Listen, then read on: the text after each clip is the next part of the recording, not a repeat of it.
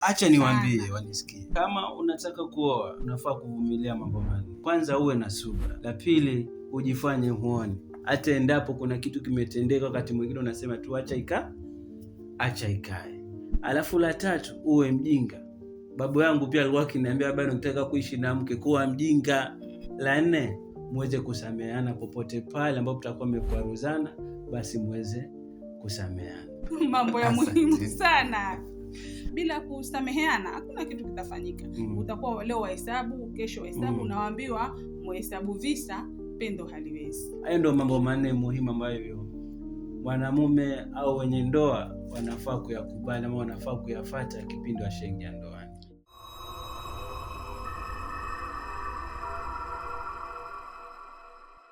Assalamu alaikum warahmatullahi taala wabarakatuh. Karibuni tena katika ukumbi wetu wa ndoa ambao leo ni siku yetu ya pili. Tuko katika sehemu za mwanzo, nikiwa leo pia bado niko na yule mgeni wetu wa kawaida. Mgeni wetu wa kawaida anaitwa dada Ruya Salim, na ningependa tupatie mawili matatu kabla tujaanza somo letu la leo. Karibu dada Ruya. Assalamu alaikum warahmatullahi wabarakatuh. Na furaha sana kuwa ni mgeni wa Kasim, na inshallah tukishirikiana natumai tutaweza kufunza umma mambo mengi. Wanatuambia kwamba mgeni njoo mwenyeji apone. Bila shaka dada Ruya ametuletea masomo maalum, masomo ambayo tutajifunza kwa pamoja na tuweze kuyafanyia kazi katika maisha yetu ama safari yetu hii ya ndoa. Kwa hiyo basi moja kwa moja nitarudi kwako dada Ruya, tuanze mjadala wetu wa leo. Na mjadala wetu wa leo basi utakuwa ni mfupi sana kwa sababu kulingana na muda wetu.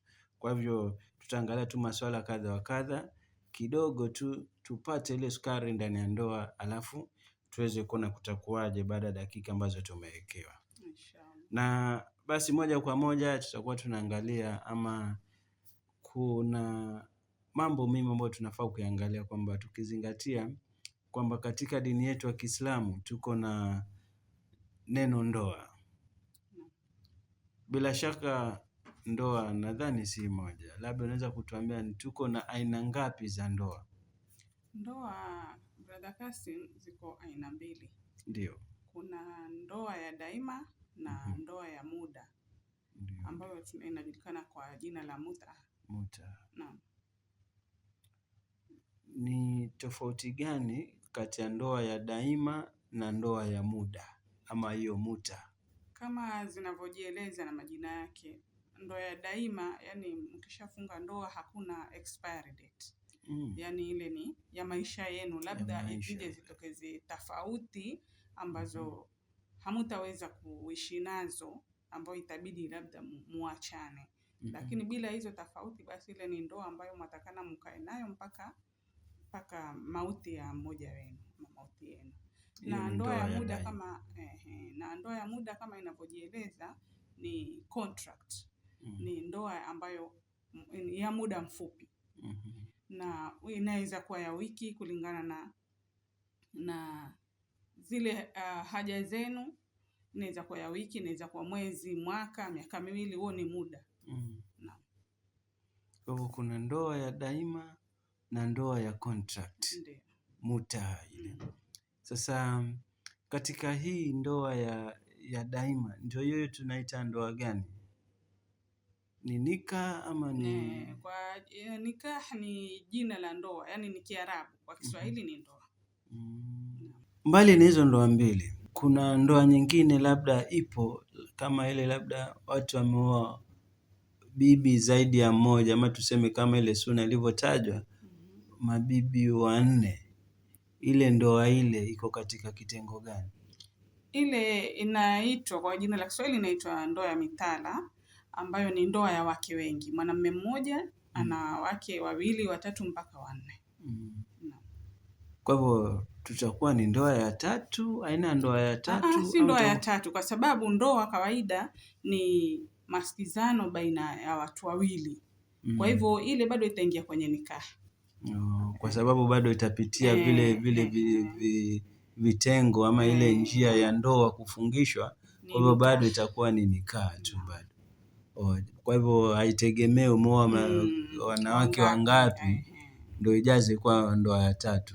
Kwa hivyo ni bado tu vitengo ni vile vile, ni ule wingi wa wake, umoja ni ule ule wa mwanamume mmoja. Kwa hivyo wingi ni haubadilishi chochote, bado utabaki kwenye kitengo cha nikah. Okay, asante sana. Kwa hivyo kuna hii nayo ya muta.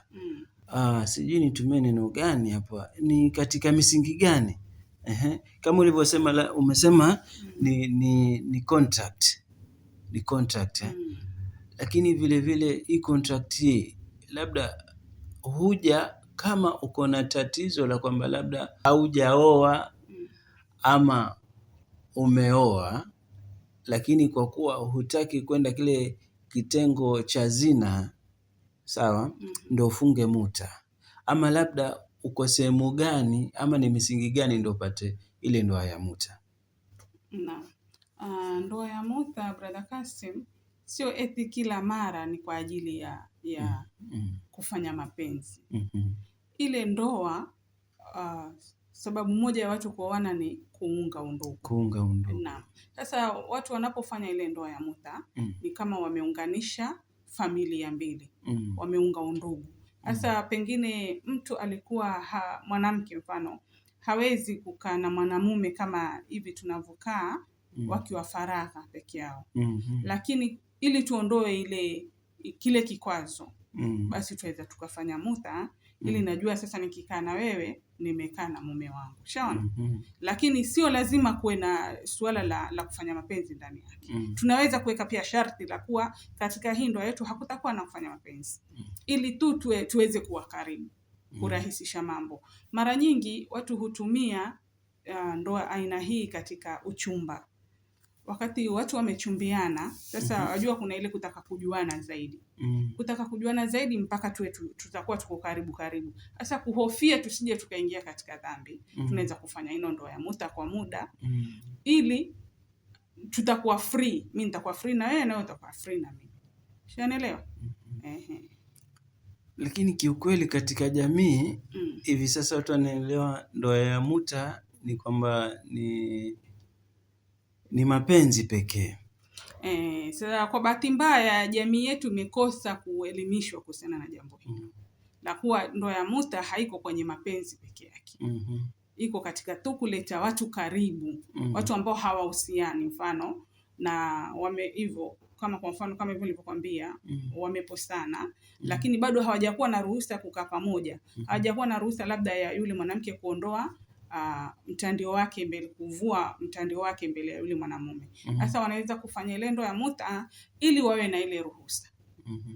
Wawe free na each other. Lakini kiukweli dada Ruia, mfano wewe ni kaka ya mtu, ni kaka ya dada fulani.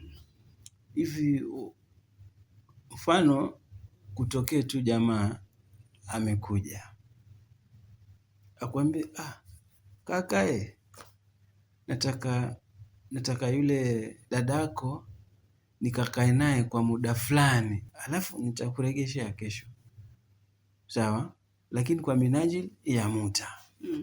Sawa? Alafu kuna kaka mwingine naye anakuja anakuambia, kaka, si naomba uniozeshe dadako. Au nataka kumwoa dadako. Yule wa kwanza amesema, kaka, nataka niende na dadako kwa muda alafu nitamregesha. Ni kitu gani unaona ni rahisi kukubali hapo kama kaka? Kwa sababu baadhi ya watu wameitumia vibaya hino ndoa ya muta. Sasa mara nyingi jamii inachukulia kama ni suala la zinaa. Ushaona? Ni suala la starehe peke yake. Lakini kama nilivyokuambia, si kila mara ndoa ya muta inahusiana na starehe. Ushaona? Kwa hivyo kama mimi kama kaka ningeona kama kwa nini dadangu aende kwa muda alafu arudi nyumbani. Kwa hivyo bora nitakubali huyu ambaye yataka kumuoa ndoa ya daima. Lakini hii ndoa ya muta ina mahali ambako inafaa zaidi, kama hivyo nilivyokuambia katika kuunga undugu. Watu ni wachumba lakini tarehe ya ndoa bado haijafika. Ili wale wachumba wawe free waweze kuzungumza vizuri, wanaweza kuoana muta. Halafu kisha muda ukifika wakaja wakaoana daima sasa. Au pia ndoa ya muta inaweza kufaa, kwa mfano mtu yuko safarini, mwanamume yuko safarini. Na wanaume tunavyojua kwa upande wa suala la hela, la ngono, ni wanakuwa ni wadhaifu kiasi. Wanakuwa wadhaifu. Sasa akifika kule, yani inakuwa ni ngumu kuweza kujizuilia kwa kipindi kile ambacho labda atakuwa yuko kule. Kwa hivyo anakubaliana na mwanamke. Na ikiwa manake kuna masharti pia kwenye ndoa ya muta, ambao mmoja wapo ni kama ni msichana hawezi kuolewa mpaka idhini ya babake. Ushaona? Sasa ikiwa mtu msichana hawezi kuolewa ndoa ya muta mpaka idhini ya babake, utaona watu watakuwa makini zaidi. Lakini sasa hii watu wanaitumia vibaya. Watu wanaenda kinyume na sheria. Msichana hachukui idhini kwa babake, wala ule mwanamume hataki idhini kwa babake msichana, wanapita huko nyuma wakifanya shughuli zao ambao ni makosa. Sasa mfano ule mwanamume amesafiri kule, amepatana na mwanamke, wameridhiana, na ule mwanamke yuko kule kwa muda, huyu kwa muda, pengine useme wakutana Arabuni. Ule Arabuni ule mwanamume yuko kule kwa mwaka ama miaka 2, na mwanamke vile vile. Huyu mwanamke hana mume, huyu mwanamume hana mke. Ili tuweze kustiriana hali zetu, basi wacha tufanye nini? Tufunge ino ndoa ya muta. Ambao baada ya miaka 2 mimi nitakwenda njia yangu na yeye atakwenda njia yake. Ushanielewa? Sasa hapo ndo inapokuja kwenye matumizi mazuri. Lakini cha kusikitisha ni kuwa baadhi ya watu wanaitumia vibaya ino ndoa. Wanaitumia katika kufanya tu mapenzi. Tena kufanya mapenzi na wasichana wadogo wadogo ambao sio sawa, kwa sababu wale wasichana hawachukui ruhusa za wazazi wao. Naam. Kwa hiyo unatuelekeza kwamba itokee labda mimi nimeshasafiri, mimi binafsi, labda nimeenda masomoni ama nimeenda sehemu yote labda ambao nitakaa kwa muda wa siku kadhaa. Hapo ndo naweza kupata mwenza tukafunga muta. Lakini sio lazima. Kwa sababu kuna watu ambao wana nguvu zile za nafsi za kuweza kujidhibiti wao wenyewe. Akienda kukaa mahali kama ni miezi 2, 3 na akaweza kujidhibiti mpaka atakaporudi kwa mke wake. Kwa hivyo haijamaanisha kila ukienda mbali na mke wako basi wewe ndio ukafanye muta. Ikiwa huwezi kujidhibiti na waogopa kumkosea Mwenyezi. Okay. Afu sawa, naweza nikashindwa kujidhibiti mimi mwenyewe. Na bila shaka ndoa ya muta iko na masharti kama ile ndoa nyingine ya nika. Sawa. Na kwa hiyo hii masharti yake ni yapi hasa? Je, mpaka nipate ruhusa kutoka kwa mwenza yule, tuseme niko na mke mfano, niko na mke labda niko mbali naye kama tunavyosema. Je, mpaka nimwambie naenda huku, naenda kukaa muda fulani, kwa hivyo nahitaji fursa ya muta ama haitaleta ugomvi? Kwa bahati nzuri mwanamume anayo ruhusa ya kuweza kuongeza mke ama kuoa hiyo, kufanya hiyo ndoa ya muta kwa ndoa ya muda bila ya ruhusa ya mke wake. Mwenyezi Mungu ashamruhusu. Sio lazima mke wake akubali. Ushaona? Sio lazima ajue pia. Kunao baadhi ya wanaume, mtu ana wake 2 na wameishi miaka, na huyu mke mkubwa hajui kama kuna mke mdogo. Kwa sababu ile ni ruhusa ambayo Mwenyezi Mungu amepewa. Kikubwa watu lazima wazingatie uadilifu. Sawa. Kwa hiyo pia kuna hii tofauti. Ni ipi tofauti kuu? Ukiacha mbali ile ya kwamba hii ni ndoa ya muda mrefu. Tuseme hiyo si contract. Hiyo mpaka labda mauti itokee ama na sababu zinginezo.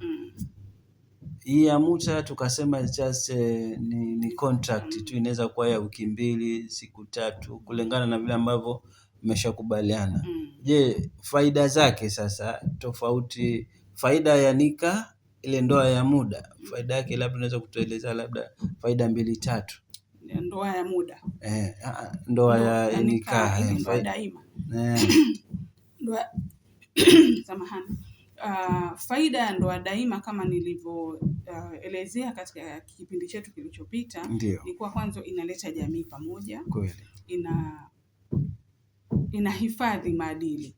Kwa sababu bila ya ndoa na watu wakawa wamekaa, yani wanajulikana kama wako pamoja, wazaa labda, bila ya ndoa inakuwa wale watu wanakosa heshima kiasi fulani. Kwa hivyo katika suala la maadili, ndoa inakuza maadili, inakuza heshima. Na pia watoto wanaweza kuzaliwa wakiwa katika ndani ya ndoa. Watoto wanazaliwa wakiwa katika ndani ya ndoa, ambao pia hiyo ni heshima kwao wale. Tofauti na huko kwingine sasa. Katika ndoa ya muta watu wanaweza kuzaa, mfano maanake yaweza tokea mwanamke akapata ujauzito, na inapotokea hivyo ule mtoto anakuwa ni mtoto halali, kwa sababu ile ni ndoa pia inajulikana sheria. Kwa hivyo ule mtoto atakuwa ni mtoto halali na ataweza kumrithi babake. Endapo babake atafariki, huyu mtoto atapata urithi sawa na wale watoto wengine kwenye ndoa ya daima. Kama wanaelewa. Urithi utakuwa sawa sawa, kwa sababu yeye ni mtoto wake pia, yajulikana hivyo. Kwa hivyo malezi anafaa achukue huyu baba. Majukumu ya mtoto yatakuwa baba atazingatia. Baba atazingatia, lakini majukumu ya mke kama wakati umeisha, ule muda wao umeisha, hawahusiani tena. Lakini ni mtoto wake yule, kwa hivyo itabidi amwangalie vile vile. Na tumekuwa tukipata gumzo katika pole kwa hili, lakini katika manake sasa tuangalie pande hii na pande ile, kwamba labda kuna sehemu fulani haikubali muta na sehemu hii nyingine inakubali muta. Sasa nataka unifafanulie hii sehemu inayokubali muta inakubali kwa masharti gani, kulingana labda hadithi ama kitabu chetu cha Qur'an. Ndoa ya muta imetajwa katika Qur'an, katika sura Nisa. Mwenyezi Mungu anazungumzia suala hilo la muta akisema, famastamta'tum bihi minhunna fa'atuhunna ujurahunna. Katika hilo neno kuna neno muta ndani yake. Neno muta linatokezea na hapo. Yani mkisha starehe nao, wapeni ujira wao. Yani ambayo kuzungumzia kuwa ile ilikuwa ni starehe ya muda. Sio katika ndoa ya daima. Wapeni ujira wao, kumaanisha kuna ujira ambao yanaitwa mahari pia. Ule ujira ambao wanafaa kupewa. Kwa upande mwingine kuna baadhi ya watu ambao wanaipinga kwa sababu wanasema ilikuwa halali kisha ikaja ikaharamishwa, wanavyosema wao. Lakini aya yoyote Mwenyezi Mungu anavyosema mwenyewe katika Qur'ani kuwa aya ambayo tayari ishateremshwa ikifutwa ile aya, basi kuna aya nyingine ambayo ni bora zaidi ama badili yake. Lakini hakuna aya ambayo inaelezea kwamba hii sio badili ya hiyo badili yake. Hakuna. Sasa watu wamepinga kwa sababu pengine naweza sema ni vile ambavyo baadhi ya watu wanatumia vibaya. Ndio maana watu wasema ni kama wanawake kuchezewa, ni jina lingine la zinaa tu. Na wao wanasema kama ilipingwa, lakini haikupingwa katika zama za Mtume wanavyosema. Na sisi tunavyoamini ni kuwa ile sheria ambayo Mtume aliacha kamili. Hakuna kiumbe ambaye yuruhusiwa kuja kubadilisha sheria baada ya Mtume. Kuna kuboresha, lakini kubadilisha hakuna. Kwa sababu Mwenyezi Mungu alikumwambia Mtume, al-yauma akmaltu lakum dinakum, leo nimewakamilishieni dini yenu, iko kamili. Kwa hivyo hakuna kitu ambacho chafaa kiongezwe wala kitu chafaa kipunguzwe na mtu mwingine. Vilivyoko ndani ni hivyo. Ambacho kilikuwa chabadilisha chafaa kibadilike ni katika zama za Mtume, sio baada yake. Kwa hivyo hiyo ndoa ipo na ni halali. Ni ndoa halali. Hapo sisemi kitu. Tofauti ni ile nyingine ambayo ni halali kama tu wanavyojua. Basi vile vile pia watu wajue kwamba hii nyingine nayo pia ni halali. Ni halali. Sawa kabisa. Basi kuna story moja juzi ulikuwa unapiga story na kaka fulani katika mtazamo wake piga story anasema hii ndoa ya Muta hii basi kimtazamo wangu hajabadilisha kimtazamo. Unajua kuna watu wana mtu aruhusiwa kwa mtazamo wake. Hii ndoa ya Muta ingewafaa sana wale wajane. Ni kweli ingewafaa sana kwa sababu tukiangalia katika jamii zetu za hivi sasa kina dada wanaokuwa yani sidhani labda wale walioelimika kwamba ndio unaweza kumwambia basi bana tufanye Muta akakubali. Lakini asilimia kubwa ule ukweli hawawezi kubali. Ni kweli hii ndoa kwa wajane inawakaa vizuri zaidi kwa sababu izapata mtu ni mjane na ana watoto wakubwa, labda yuona kuolewa tena na watoto wake washakuwa watu wazima haikai vizuri kuolewa ile ndoa daima. Kwa hivyo akachagua kuolewa ndoa ya muda ambayo atakuwa pengine wakikutana na mtu wake huko kando ama vipi. Na pili, huyu mjane ni mtu na ruhusa yake mwenyewe. Hataki hangoji ruhusa ya mzazi. Shaona, kwa hivyo anapotaka kuoana katika hiyo ndoa ya Muta yuko sawa. Na yeye pia ni mtu ambaye akili nitasema itakuwa ishamtulia. Kwa hivyo yajua kile anachotaka katika maisha. Kinyume na wasichana, mtu kama ni mtoto mdogo bado yeye hajajua, yeye yajua tu labda kwenye ndoa ni swala la kufanya mapenzi peke yake, hajui mambo mengine. Lakini kama nilivyokuambia Muta si ya mapenzi peke yake, kuna ile security ambayo mtu pia huyopata, ile kujihisi kama kuna mwenzangu kuna wakati naweza mhitajia, ushaona. Lakini kwa wasichana ndio maana ikawekwa sharti la kuwa mpaka ruhusa ya wali wake, kwa sababu yule wali wake mpaka ajakubali atakuwa mwanzo ameutafuta umuhimu wa ile ndoa. Okay, sawa. Alafu pia kuna hii moja umeniambia kwamba kuna ndoa ya wengi lakini bado hatujaiorodesha kama ndoa ya tatu. Bado inaingia kwenye nikah. Mimi nahisi pia inayo na vigezo vyake. Ndoa mwanamume yuaruhusiwa kuoa. Mwenyezi Mungu yasema katika sura Nisa, oweni 2, 3 au 4. Lakini kama hamwezi kufanya uadilifu fawahida, mmoja peke yake.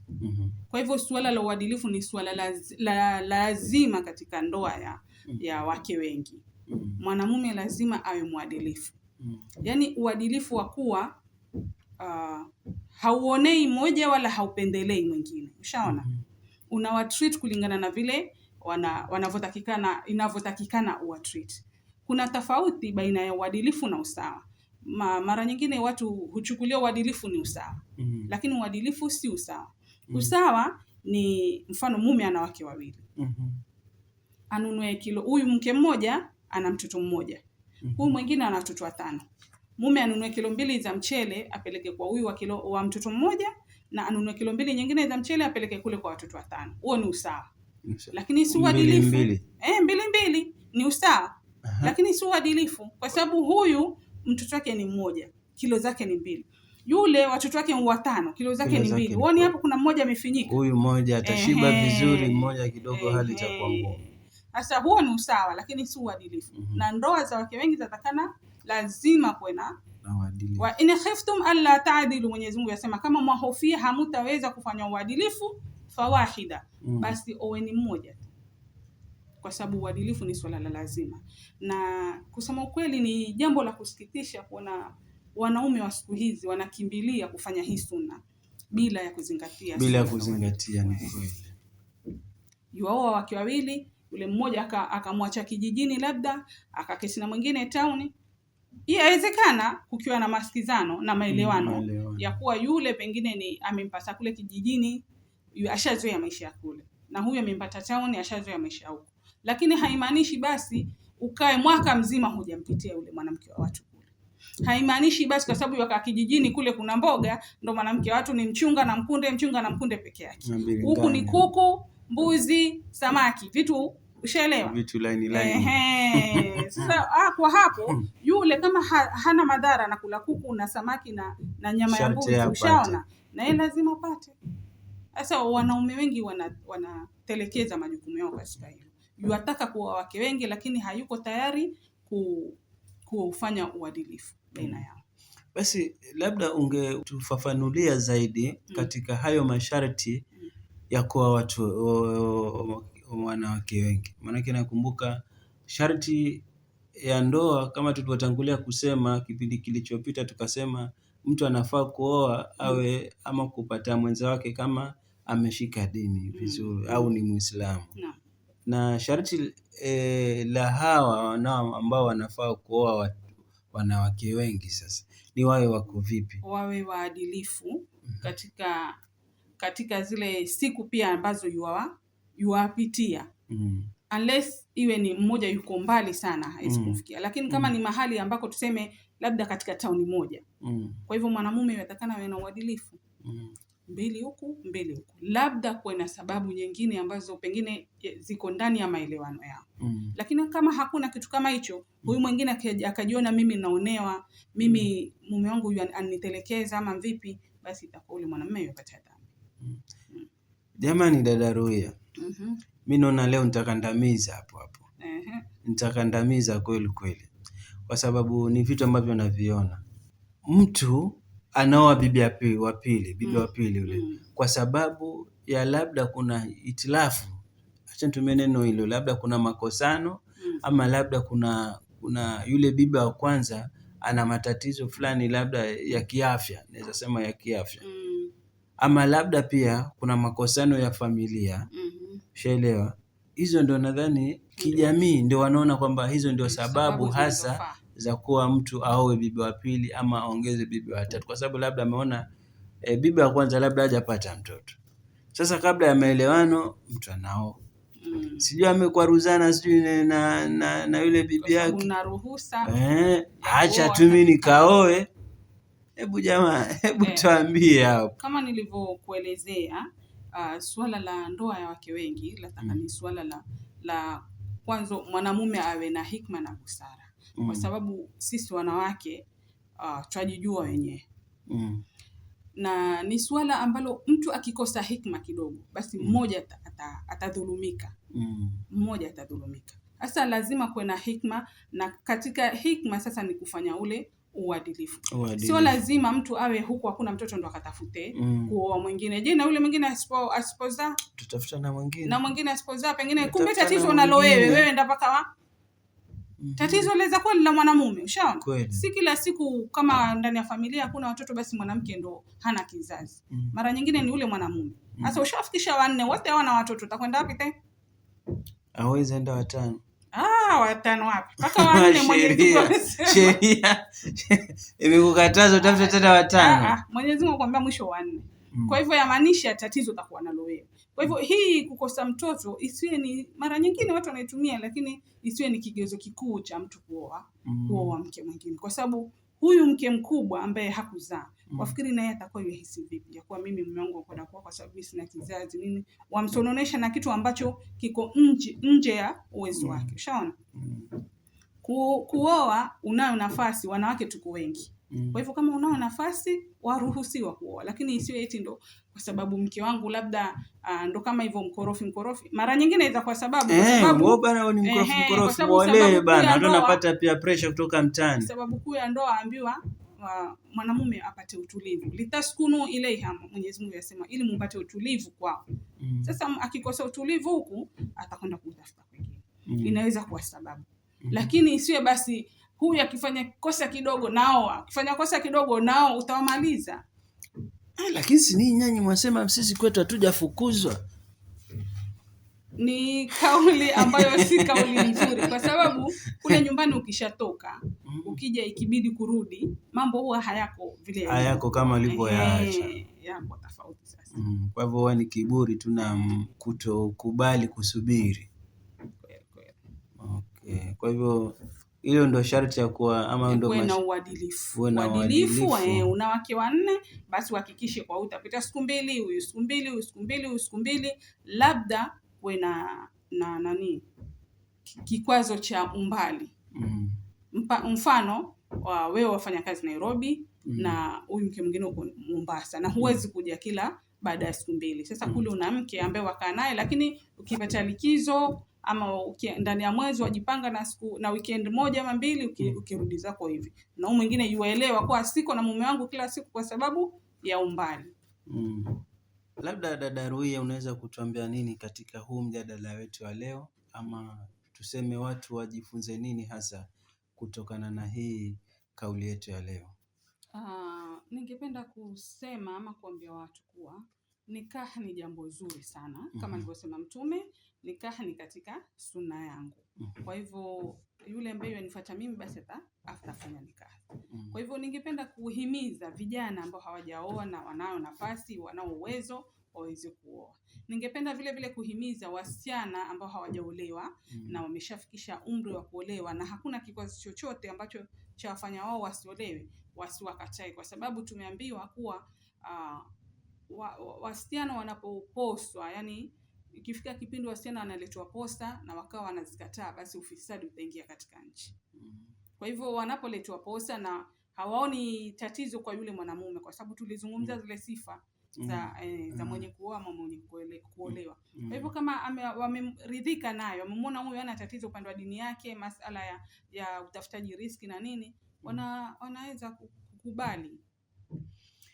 Asante dada Ruia. Ni dada yetu Ruia ambaye alikuwa anatupeleka vizuri katika kipindi chetu hiki cha ukumbi wa ndoa, na ametuachia na neno mbiu kwamba madada ambao hawajaweza kuolewa waweze kuolewa, na kina kaka ambao wameoa hawajaoa pia waweze kutafuta mke. Kwa hivyo itakuwa ni kazi kwao, sio? Ni kazi kwao, watafute mabibi ama watafute kina dada ambao wanaendana sambamba na dini, wawe waadilifu.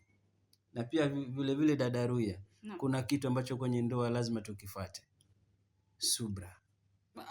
Subra katika mambo yote ni muhimu, lakini katika ndoa ni muhimu zaidi, kwa sababu yule ametoka kwao na mila zao na dasturi zao tofauti na alikotoka huyu mwingine. Na changamoto zipo. Changamoto ziko katika maisha, na unaye anatoka kwao na mila zake na tabia zake, hasa waje kukutana watu wawili wenye tabia tofauti, walipata malezi tofauti. Kwa hivyo utaona mwanzo mashallah maisha yaenda vizuri, lakini baada tu ya yale mazoea yakianza, una sasa kila analolifanya waliona kosa, wakati ule ulikuwa ukiliona sawa tu, lakini waanza kugundua ile makosa madogo madogo. Kumbe huyu ana ila hii, kumbe huyu ana ila hii. Ndio tunaila kwa sababu si binadamu, si wakamilifu.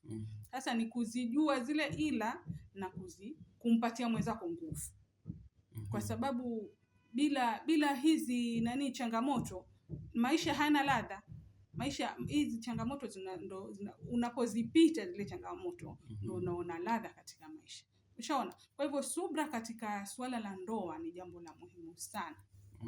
Jambo la muhimu sana kwa mwanamume na kwa mwanamke.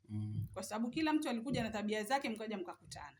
Sasa hapo mwaform tena tabia nyingine, kwa sababu kuna baadhi ya mambo ambayo huwa utatarajia uyaache, kuna baadhi ya mambo ambayo wewe utatarajia mwenzako ayaache vile. Sasa mara nyingi ni kuwa na subra na kujaribu kumuelewa. Kuna vitu vingi ambavyo nakumbuka kabla sijapata jiko babangu alikuwa akiniambia. Jambo la kwanza hiyo subra. La pili, ujifanye huoni. La tatu, uwe mjinga. Na la nne, uweze kusamehe. Tupatane kipindi kijacho. Mambo ya muhimu sana. Maanake bila msamaha hakuna kitu kitafanyika. Twakosea sisi binadamu mara kwa mara.